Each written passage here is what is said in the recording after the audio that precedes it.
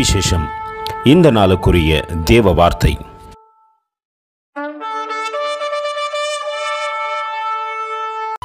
And behold, I am with thee, and will keep thee in all places whither thou goest, and will bring thee again into this land.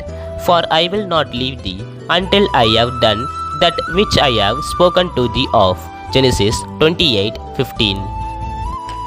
ఇదిగో నేను నీకు తోడేయుండి నీవు వెళ్ళు ప్రతి స్థలమందు నిన్ను కాపాడుచు ఈ దేశమునకు నిన్ను మరలా రప్పించెదను. నేను నీతో చెప్పినది నెరవేర్చు వరకు నిన్ను విడువనని చెప్పగా. ஆதிகாண்டம் 28వ அத்தியாயம் 15వ வாக்கியம். நான் உன்னோடே இருந்து நீ போகும் இடமெல்லாம் உன்னை காத்து இந்த தேசத்திற்கு உன்னை திரும்ப வர பண்ணுவேன். நான் உனக்கு சொன்னதை செய்யும் அளவும் உன்னை கைவிடுவதில்லை என்றார். ஆதியாகமம் 28:15. அன்பின் தேவ பிள்ளைகளே, நம் வாழ்க்கை நம் திட்டத்தின்படி நடப்பது அல்ல, அவர் சித்தத்தின்படி நடந்து கொண்டிருக்கிறது. அவர் சித்தத்திற்கு இடம் கொடுப்போமானால் நிச்சயம் நம்மை உயர்த்தி அழகு பார்ப்பார். யாக்கோப்பை பாருங்கள், தன் நிலை உணர முடியாதபடிக்கு இருளிலே படுத்து கிடக்கிறார்.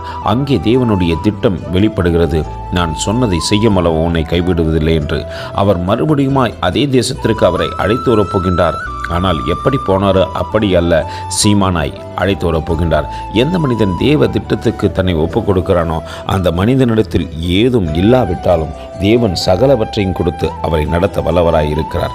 அன்பின் தேவனுக்கு நம்மை தாழ்த்தி தரை மட்டும் ஒப்புக் கொடுப்போமா? கர்த்தர் தாமே உங்களை ஆசீர்வதிப்பாராக. ஆமென். எங்களோடு கூட இணைந்து ஊழியம் செய்ய விரும்பினால் இந்த வார்த்தைகளை மற்றவர்களுக்கும் பகிர்ந்து கொடுங்கள். இது ராஜ்யத்தின் சுவிசேஷம். Thank you for watching. God bless you.